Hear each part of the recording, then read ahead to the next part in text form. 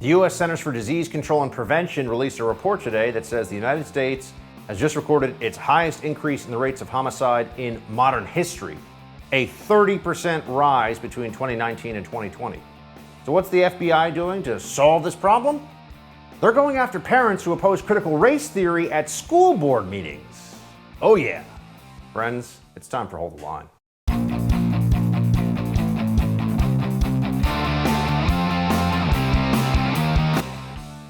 Welcome to Hold the Line. I'm Buck Sexton. So here's what we know. We've been through a heck of a bad period here with the rise in homicides, and it really started in 2020. That's when we saw the big spike happening. All of a sudden, you had a tremendous amount of increase in murders across the country in that year, and it was really in the latter half of the year, starting around June. Oh, I don't know, maybe perhaps coinciding with the rise of the BLM movement and all the riots and looting and mayhem and anti-police sentiment and all of the political fallout from it, including the defunding of police in various American cities, politicians, prosecutors deciding that they no longer wanted to punish criminals quite the same way, if at all. And now we know what the wages of those terrible decisions were. From CNN, provisional data from the CDC's National Center for Health Statistics released early Wednesday suggests the homicide rate for the United States rose 30% between 2019 and 2020. It's the highest increase recorded in modern history and confirms through public health data a rise in homicides that so far had been identified only through crime statistics. So essentially solidifying what we already knew, which is that the spike in murders was enormous and catastrophic, the worst we've seen in 100 years. Think about that. And it just so happened to occur with the rise of the BLM movement and the Democrat left embracing pro-crime policies, effectively. They'd call it, social justice policies that take us back to the 1970s, the 1980s, when crime was a societal problem, something that we all should be punished for and therefore suffer through together. You don't punish the criminals, you punish the society that allows criminals to exist in the first place, or created those criminals in the first place. And for those who now see these numbers and say, will there be accountability? You have to remind yourself that the Democrat politicians who pushed this stuff, none of them have come out and even admitted they were wrong. In fact, some of them went through a period where they were trying to tell us, oh, there's not really some big crime spike. Here was June of this year with Miss AOC Ocasio-Cortez, member of Congress, calling concerns over the spike in crime hysteria. We are seeing these headlines about percentage increases. Now, I want to say that any amount of harm is unacceptable and too much. But I also want to make sure that this hysteria, that this doesn't drive a hysteria, and that we look at these numbers in context so that we can make responsible decisions about what to allocate in that context. Yeah, hysteria. Right. It wasn't hysteria. It was the worst murder increase in 100 years, really in the modern history of the nation. That's the kind of thing that you would look at and say, I do think that public policy should reflect an urgency in dealing with this problem. But the people who really caused the problem by supporting the narrative of police are what needs to change here in the first place, no, they don't want to be held to account for it. So for a while, they tried to say that it wasn't that big a deal. The increase in crime wasn't really that substantial. People were making a big deal out of it for political reasons, whatever it is that they said. But let's remember what they were saying before that. I mean, how did we even get to the place where there was such a major increase in crime going on, in murder specifically, across the nation? Remember when they used to have members of Congress who were supporting defund the police? Here they are. Yes, I support the defund movement because this is about the investment in our communities, which have historically been divested. Not only do we need to defund, but we need to dismantle and start anew. Why use the word defund? Why use the word defund? And it's like, this is the word that's coming from the streets. Look, the reality is we can't rely upon the police to provide public safety. Yeah, defund the police. How did that work out? Well, we know how it worked out, actually. They did it in some places. They threatened to do it in others. Police felt like they were left high and dry. They didn't have the political backing necessary to do their jobs effectively. Police officers retired in increasingly large numbers. Top officers, senior officers decided it was time to go before they might find themselves being ground down into gears of some kind of a social justice frenzy.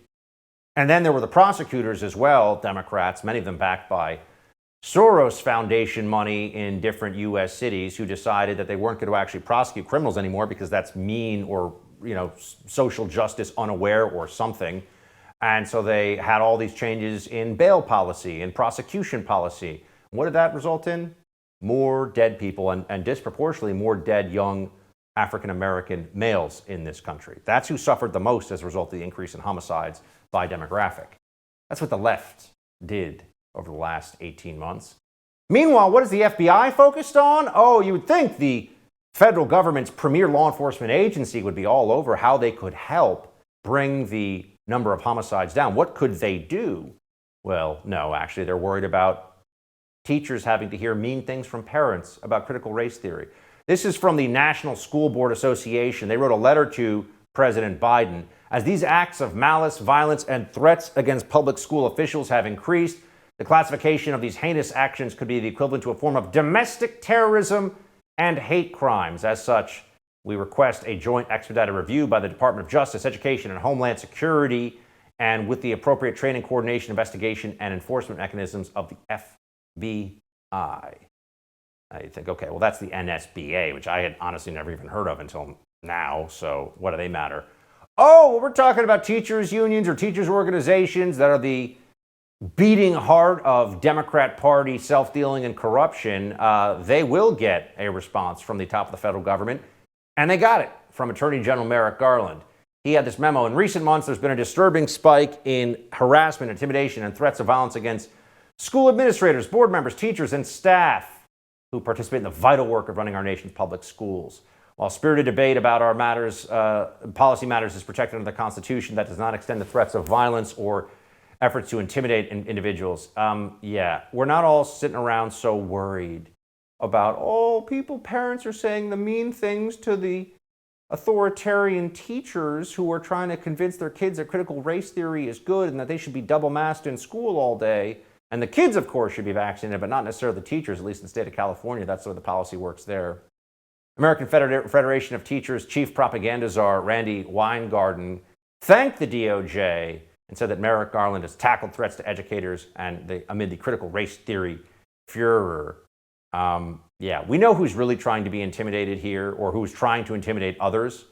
And it's actually the DOJ that's going after the parents on behalf of the Biden leftists. Senator Josh Hawley knows what's up.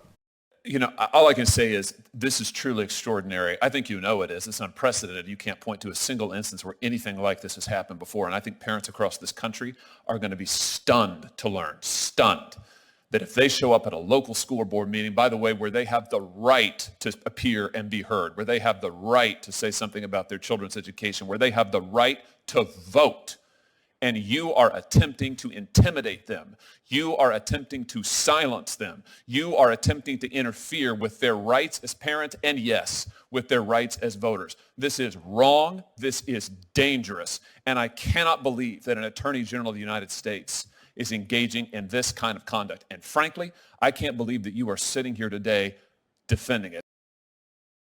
Totally agree.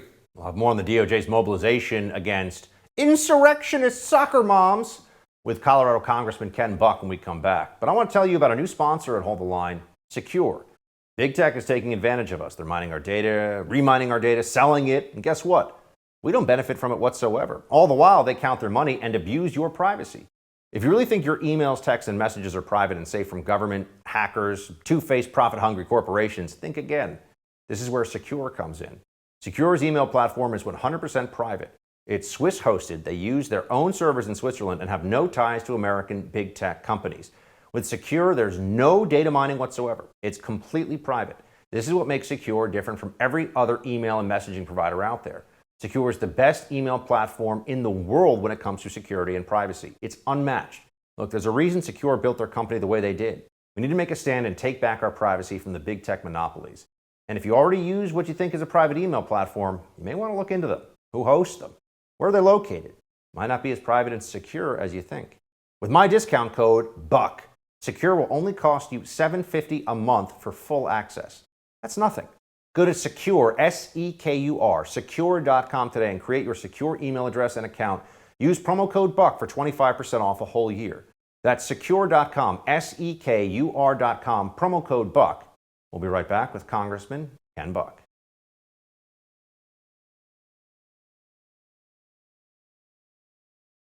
Attorney General Merrick Garland is utilizing law enforcement to crack down on parents who oppose critical race theory, enabling the FBI to take the initiative on, quote, a disturbing spike in harassment, intimidation, and threats of violence against school administrators, board members, teachers, and staff. Republican lawmakers have joined the side of parents after slamming the AG's decision, including Colorado Representative Ken Buck, who unloaded on Garland in a recent letter stating, "This is an egregious and unprecedented abuse of power, and Congress must hold oversight hearings on the Biden administration's politicization of the DOJ's law enforcement functions. A politically motivated abuse of power that displays a lack of reasoned, sound judgment, parental concern over what schools are teaching their children does not give rise to federal crime." So is he right? Well, we certainly agree here. Let's talk to him about it. Congressman for Colorado's 4th District, Ken Buck, joins me to assess the situation. Congressman, great to have you, sir. Thanks. It's good to be with you, Buck. And what was your first reaction when you saw that memo from the Attorney General, no less, of the Department of Justice, claiming that there's going to be future action and meetings held to determine how federal law enforcement resources could be used to stop threats against teachers from concerned parents? This struck a lot of people as concerning in a way that was, I think, unintended by those writing the memo. Well, maybe. I don't know. I prosecuted for 25 years. I was with the Department of Justice for 15 years. The Attorney General was my ultimate boss at the Department of Justice. I think it's outrageous, and I think it's politically motivated. We have school board elections across the country coming up in November. I think this was meant to chill speech at a time that is really critical in the election process. And I have to tell you, you just have to hearken back to the Trump campaign and what the FBI did in the Trump campaign.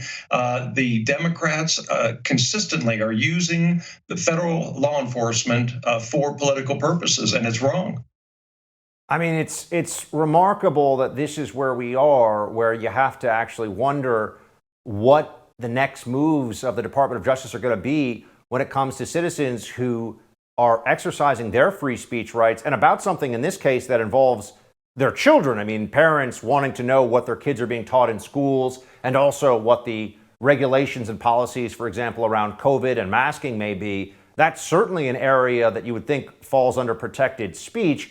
Do we know, Congressman, of any serious, credible, egregious threats that have come from some of these school board meetings that have clearly upset some members of the left? Because I am not aware of it, and I follow the news pretty closely.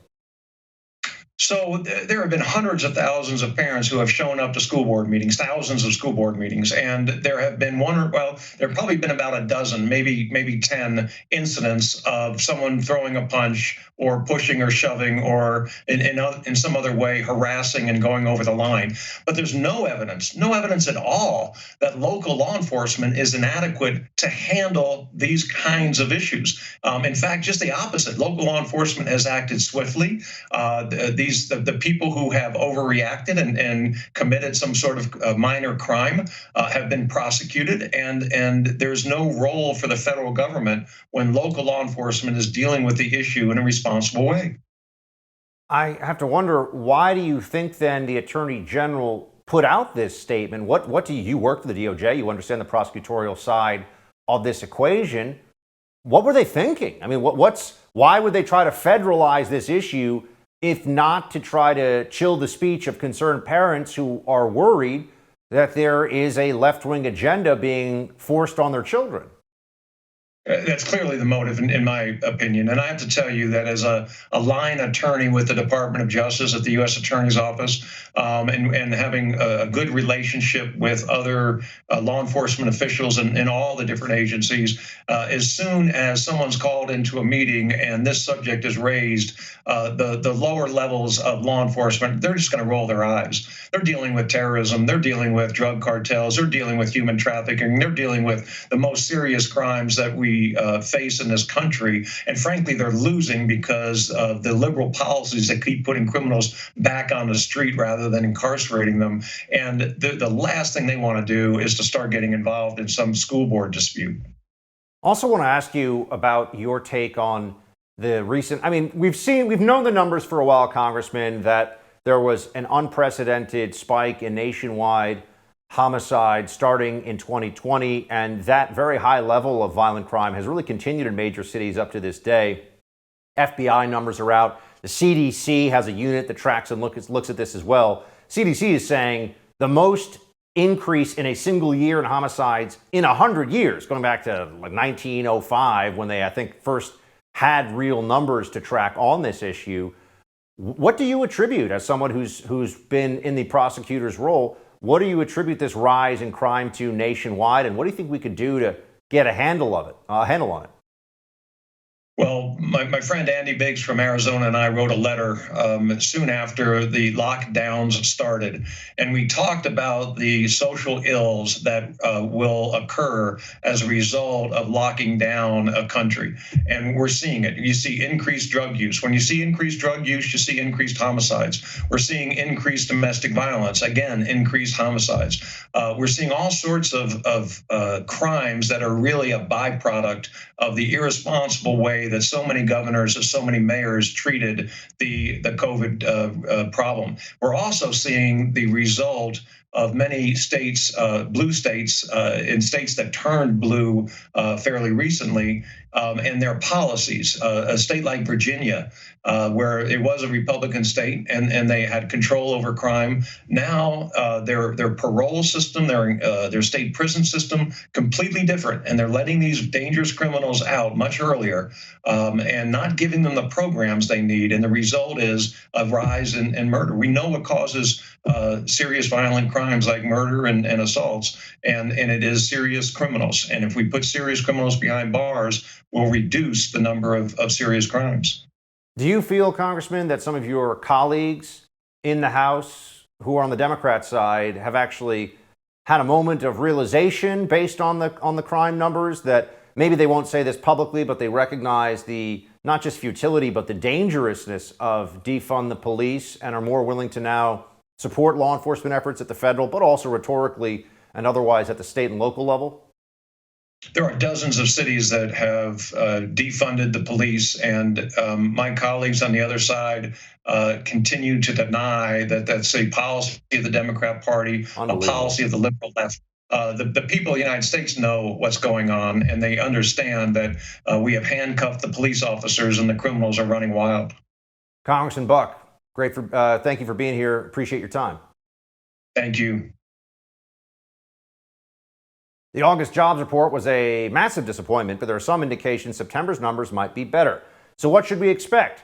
Congressman Kevin Brady of Texas will join when we come back to give his preview of Friday's report. But right now, I want to tell you about my friends at My Digital Money. Crypto markets heating up. People want to get in on the action because you could have huge wins here, right? Very volatile though. Crypto, you got to know what you're doing. Got to be able to get in and out. Bitcoin, Ethereum, a lot of digital tokens out there too. Where do you turn? Who do you trust? That's where My Digital Money comes in. They have an easy-to-use, self-trading crypto IRA platform, and their customer service is amazing. They'll actually answer the phone and help you get started. Plus, they've got trigger orders to help you secure opportunities, military-grade security. You can even get a Play Money account set up so you can test a little bit before you risk actual cash. When it comes to your money, you deserve a team of dedicated professionals who speak to you honestly, treat you like a human, not a number. Check them out at mydigitalmoney.com. That's mydigitalmoney.com. We'll be right back with more. Hold the line.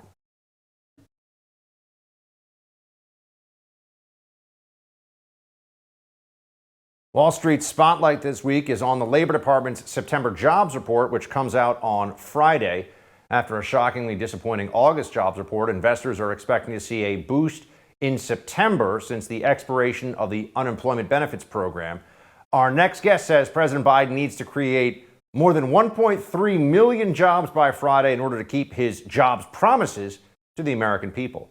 Joining me now is Texas Republican Congressman Kevin Brady. Congressman, great to have you, sir. Good. Thanks for having me. So tell us where we are right now. It looks like we're going to find out there were less than 500,000 jobs for the last month we have data on. Yeah, it looks that way. So, the president's been in office now, 9 months. His economic record right now is marked by pretty disappointing jobs numbers, as we saw in August. Certainly a devastating worker shortage, and now for the whole year, higher prices that have really been, I think, devastating for families' pocketbooks. The question is, on Friday, does he reverse any of that? And my guess is the answer is no. He is well short, 600 and some thousand jobs short of his promises. We call it the Biden jobs deficit. We think that deficit will grow because, as you said, he needs about 1.3 million to keep his promises on jobs from the last COVID stimulus. To workers, are they coming off the sidelines? For businesses, Main Street businesses, manufacturers, large and small, boy, this is their number one issue right now. So the question is the labor participation rate going to budge? It hasn't yet under this president. If it doesn't get up higher, doesn't get to the 63% level, we're not going to see this recovery the way it should be. We won't see the rapid growth we had. Then finally, inflation. We'll see the wage growth on Friday. Question is, how much faster are prices going up? I think this will be another month where inflation swamps paychecks. And I think really going forward, I think in October, November, December, you're going to see housing prices, which we all know have gone through the roof, finally reflected in the consumer price index. So I think you're going to see inflation higher and longer than most have predicted. Why is the Biden administration failing, in your mind, to be able to meet the expectations based on his promises about jobs? And what are the key areas where they've come up short, and so the numbers are now coming up short? Yeah, so literally, and this sounds disrespectful, I don't mean to be, but literally the White House could have taken a vacation after swearing in inauguration. We would have a stronger economy today because we had so much going into this year from a recovering economy, much better than expected, life-saving vaccines, trillions of COVID spending in regions like New York and others were finally starting to reopen. So 2021 looked like a banner year. But I think, in the COVID emergency bills, paying people more to stay home than to come back to work. The attack on American energy, has had a big impact there. Now the threat of the crippling tax increases on growth and investment. These are problems created by the president's policies. And frankly, if he could get out of his own way, I think we'd see a much stronger recovery. The Biden spending plan is coming into a bit of a roadblock right now. We know that Congress has not passed the infrastructure bill, nor is the reconciliation bill passed. Before I get your take on the spending bill items, please tell me the debt ceiling, the battle over the debt ceiling extension right now. What should people know about this? Because I think that we've been through a number of these debt ceiling fights, Congressman, and it feels like they always make the ceiling gets raised, and sometimes it looks like Democrats get away with the demagoguery. Is it different this time? How do you frame the debt ceiling fight? Yeah, so one, it will get done as it should. Two, the demagoguery's hit an all-time record because obviously Democrats have known, look, this is a crisis of their own making. It's been 2 years. They knew this was coming for 2 years. They didn't even draft a budget for the government, much less pass it.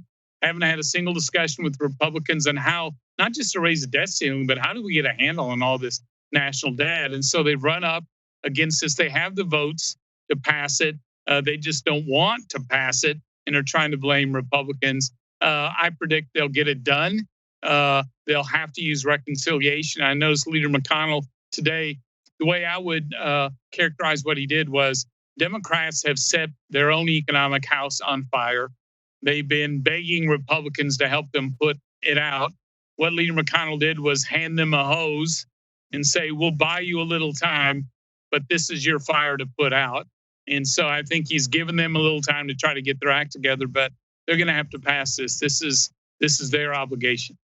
And now on the spending bill, I mean, some of the items that are included are $66 billion for Amtrak and other rail projects, $13.5 billion for electric vehicle infrastructure, Medicare expansion to cover dental, vision, and hearing benefits, 12 weeks of paid family leave, 2 years of free preschool, 2 years of free community college. How much of this do you think is going to be in the final reconciliation bill? You know, my worry is too much of it, because I think they can do as much economic damage at $1.5 trillion and as big an expansion of the welfare state as you just saw there at $1.5 trillion, just by dialing the numbers and making the years shorter. So to me, victory is not paring this down a little. I think it's equally damaging. I think it's killing this bill. What people don't realize is huge giveaways to the wealthy and big corporations. In here, in the Green New Deal, for example, you know, a family making $800,000 a year can get a government check for $12,500 to buy an electric vehicle, luxury vehicle, a Jaguar, Mercedes, a Benz, up to $74,000. So they're getting a check as near millionaires. Who's paying for it? Probably their housekeeper, you know, their gardener, you know, average people. And it's just, this whole bill is full of just crazy special interest giveaways that no one in their right mind, if they knew about it, could support. Speaking of people not in their right mind, Congressman, White House tweeted this out: the Build Back Better agenda costs $0. The plan will ensure the ultra wealthy pay their fair share and won't raise taxes on anyone making less than $400,000 a year. That's a big deal. I'm pretty sure it's not going to cost $0. I think the White House is telling a bunch of whoppers in that statement. One, zero cost, obviously, is going to rank up there with, if you like your healthcare plan, you can keep it. And the Afghanistan withdrawal was awesome. I think that claim will match up right with their. You can't raise $2 trillion of taxes and not cost a lot. Plus, they're full of a bunch of budget gimmicks. So this is going to cost a bunch, both in real jobs and in dollars as well. And also, look, the president breaks his pledge about 4 different ways. And don't take my word for it. The official scorekeeper, Congress Joint Committee on Taxation, says most middle class and middle income families will see tax increases starting next year and growing even larger over the decades. So none of those statements are true by any measure. Congressman, appreciate you being with us. Thanks so much. Good to see you. Take care. Tensions are rising in the Far East as the Chinese Army has flown over 150 military aircraft near Taiwanese airspace since last Friday. After the break, we'll talk to former State Department official under President Trump, Christian Whiten, about the growing threat of real conflict in the region. Right now, let's take a quick second look and thank one of our newest sponsors here on Hold the Line, Fume. Fume is the #1 natural way to quit smoking and vaping. Fume is all about creating positive habits. And here's how simple they make it. Fume created a natural inhaler that allows your body to receive the amazing benefits from some of the world's best super plants. It's a Canadian-made, handcrafted wooden inhaler with no electronics. They take the benefits of super plants, behavioral science, and beautiful design to make quitting smoking a little bit easier. Fume features plant-packed cores specifically studied to curb cravings that taste and smell great, too. There's no smoke, no vape, no nicotine, and no harmful chemicals. Fume naturally helps with that pesky hand-to-mouth habit and reduces those nicotine and menthol cravings. And their flavors actually taste great. You need to check them out. Their white cranberry pack is specifically made to help ease those withdrawal symptoms. And their top seller, the Conquer pack, will tackle those nicotine cravings. And those are just a few of the things they've got to offer. But that's not all. This company's great. Fume also has other areas of support beyond helping you quit smoking. Head to BreatheFume, spelled FUM.com/buck. That's BreatheFUM.com/buck, and take their quiz to find out which super plants are best for you. It's quick, easy, and will point you to their specific plants and the research behind them for their benefits. And when you use code BUCK at checkout, you'll get 10% off. Breathe in the benefits of the world's super plants today. Don't wait. It's time to quit smoking or vaping. Again, that's BreatheFume, FUM.com/buck. We'll be right back with Christian Whiten.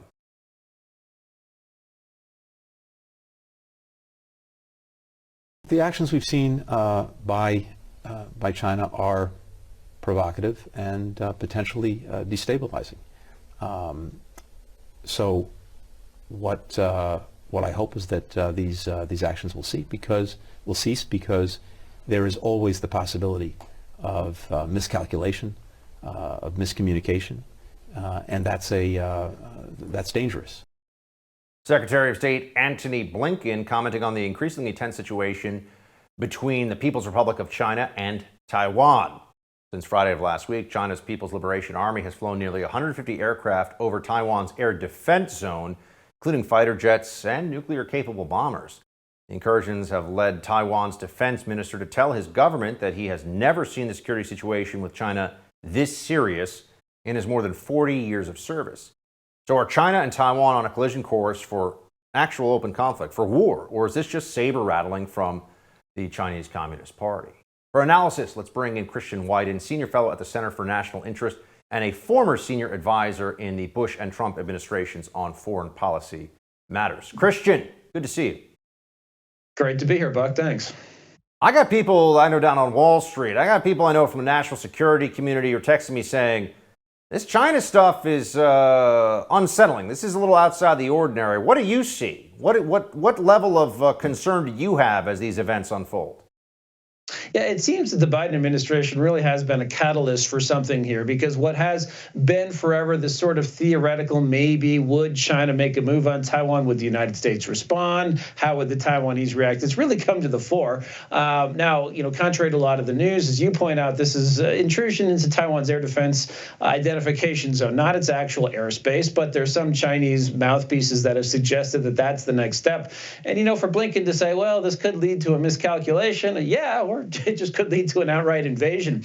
I think China is still probing and trying to decide with what they can get away with in this new world with the Biden administration, post-COVID world where they've come out in pretty good shape. And you have the continued sort of atrophy of U.S. power. You had the Biden administration also on Monday this week come out with what was supposed to be and what was billed as a big step, a new trade strategy, a big deal. And really it wasn't anything different other than a way to get out of some of the tariffs that have been placed on China if you're a corporation. So, China looks at this, and I mean, frankly, it would be surprising. Xi Jinping would probably conclude this may be his best chance to take Taiwan if he wants to. The flip side of that is if he does, or if he makes a move and fails, then that would probably be the end of him and potentially cause, stability problems for the Chinese Communist Party. Biden was recently asked about the escalation that we're seeing underway here. Let's take a look at what he said. Get your reaction. Towards China's provocation over Taiwan? Well, I've spoken with Xi about Taiwan. We agree, we'll abide by the Taiwan agreement. That's where we are. And we made it clear that I don't think he should be doing anything other than abiding by the agreement. Okay, what does that mean? Oh, yeah. Well, hey, problem solved. It's really, it's amazing. Biden, before he was vice president, chairman of the Foreign Relations Committee, if there's a topic where he should be able to sort of get the talking points right and have a concise statement, at least something that reflects conventional wisdom but is soothing, that certainly didn't get any of that from that. If he's referring to his phone call with Xi Jinping, there are reports that he asked for a summit with Xi. That's a complete reversal from the norm, where it's the Chinese who are always begging us for summits, always begging us for state visits. They want the pageantry of statecraft, makes up for their own illegitimacy. Now that the U.S. is begging for that, and Xi Jinping turned down Joe Biden. Now, Biden actually denied that he asked for that, but this was sort of part of the fusillade of lies in the last couple of weeks on foreign policy. So, again, you're seeing nothing but weakness from Washington, and for China to see anything other than encouragement from this is unlikely. What happens in your mind if, under this current administration, China actually goes for it? I mean, what would happen? What would the response be like if China just said, we're going in, and they invaded and seized Taiwan? I mean, are you confident that, one, the Biden administration would respond along the lines of what the treaty obligations are, and two, do you think that that's a threat that we have to at least take seriously given what we're seeing right now? definitely a threat to take seriously. There's a big question of whether Taiwan will fight. A lot of people in our military, I think, have concluded incorrectly that Taiwan won't fight. If you look at Hong Kong and the way that people there who had freedom, who were having it taken away by the Chinese government reacted, in a political sense, we know that Taiwan will resist. That's a change. There's been a growing Taiwanese identity apart from China over recent decades. And they do actually have the military means to resist. China has never pulled off a successful amphibious assault. They've certainly have been building up their capabilities. Taiwan has been building up their defensive capabilities somewhat, but the U.S. actually technically isn't obligated to respond. The presumption is we would, but I think there'd be a period of time where Beijing would probably not try a big cross-channel, cross-strait invasion at first, but would shower Taiwan with conventional weapons to see if they would just surrender outright. So you could probably have a crisis that moves kind of fast, and Washington sort of sitting on its hands, deciding what to do. And in the meantime, tens of thousands of people dead, instant recession, complete crisis of confidence. You think, Christian, that this is a question of when, not if, really? I mean, China's national identity, it seems, if you believe, obviously, the propaganda organs of the Chinese Communist Party and the media there is no space for anything other than Taiwan being a part of mainland China at some point in the future. So are we essentially just on borrowed time before China tries something, or do you think there is a future, an indefinite one, in which China does not actually try to seize the Taiwanese island?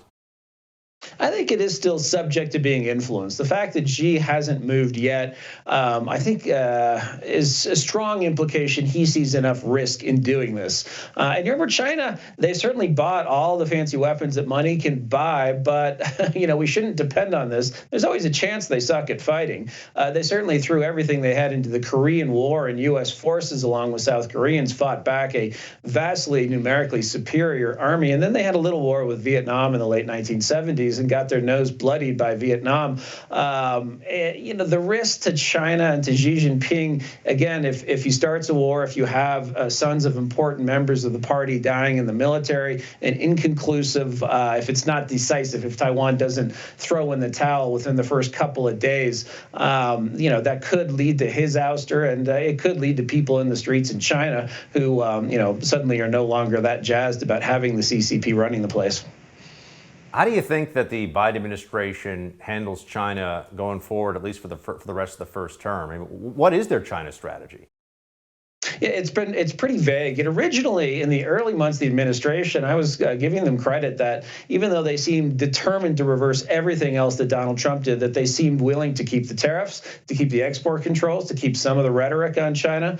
Anthony Blinken talked up Hong Kong human rights, mentioned people like Jimmy Lai, a publisher who's been thrown in jail in Hong Kong, and other political prisoners. But as time has gone by, it's gotten worse. And Afghanistan really is a turning point. I had hoped naively that Afghanistan might be a chance for our national security establishment to step back, take a look at what's right, what's wrong. Biden himself said that it was an opportunity to shift forces to the Pacific. It seems like the opposite is happening, that Afghanistan has made them desire a breakthrough, and so they're going to concede a lot to China to have the trappings of calmness. John Kerry is going over. There's been a long time concern that he's going to work out a climate deal with China where he concedes a whole lot, and China makes a bunch of promises that it has no intention of fulfilling whatsoever. Christian, always good to have your expertise, my friend. Good to see you. Thank you, I appreciate it. Democrat Congresswoman Rashida Tlaib was caught on camera saying that she only wears a mask for political reasons. We'll play the hypocritical exchange coming up in Quick Hits.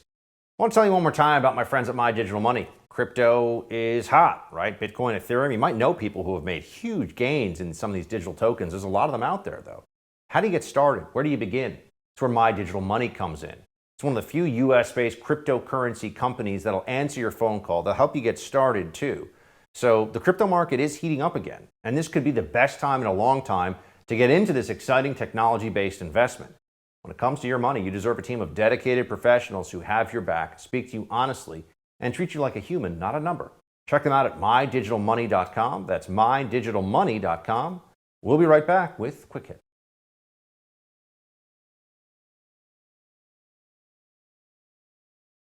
One NBA star dishes on the toll that vaccine mandates have on his life, and Biden couldn't keep his promise on uniting the country. It's time for some quick hits. Let's just remember this one. Biden told Republicans, if you don't want to help save the country, get out of the way. Here's what he is saying as of May of 2020, right? I mean, he tweeted out a promise that said, now more than ever, we need a president who will choose to unite rather than divide. But this clip I'm about to show you, it does quite the opposite. Play it. The meteor is headed to crash into our economy. Democrats are willing to do all the work stopping it. Republicans just have to let us do our job. Just get out of the way. If you don't want to help save the country, get out of the way so you don't destroy it. Get out of the way because we're saving it, right? Joe Biden's a moron, but Joe Biden's saving the country, sure. That makes a lot of sense to people. By the way, you know that more people have died from COVID while Biden was president than the final year of Trump's presidency? Pretty interesting, isn't it?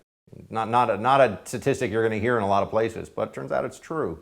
But Biden was going to crush the virus, not the economy. That was the promise that was made. Yeah. And then there's Rashida Tlaib, who was at a local Detroit event and said she was only wearing a mask because, well, listen to what she sa's. Thank you so much for coming out again. Appreciate it.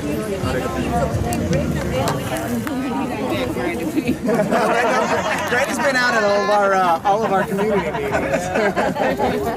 Yeah, it's great. Oh, my bad again. Sorry. Oh, no, not you. Oh, I thought you were like, oh, wait, one unmasked guy. Because I got a Republican tracker. Oh, gotcha. Only doing it because she's got a Republican tracker here. Why are they wearing masks outside? No one has to wear masks outside. It's dumb.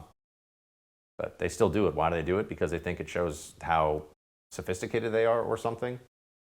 During a press briefing, Warrior star Andrew Wiggins stated the following in the NBA. Check this out. The only options was to get vaccinated or not play in the NBA. Yeah. That was a tough decision. Hopefully, it works out in the long run. And 10 years, I'm so healthy. Getting vaccinated, that's going to be something that, stays in my mind for a long time. Yeah. That's something I wanted to do, but it's kind of forced to work and all that.